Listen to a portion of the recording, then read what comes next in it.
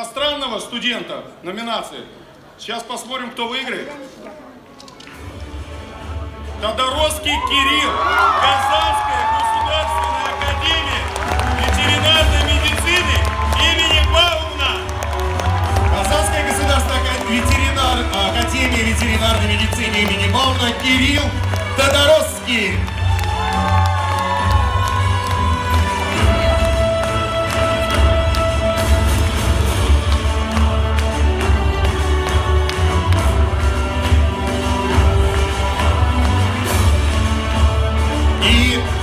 Давайте поаплодируем победителю в этой номинации. И в этой номинации есть специальный приз жюри. И достается он студенту Казанского национального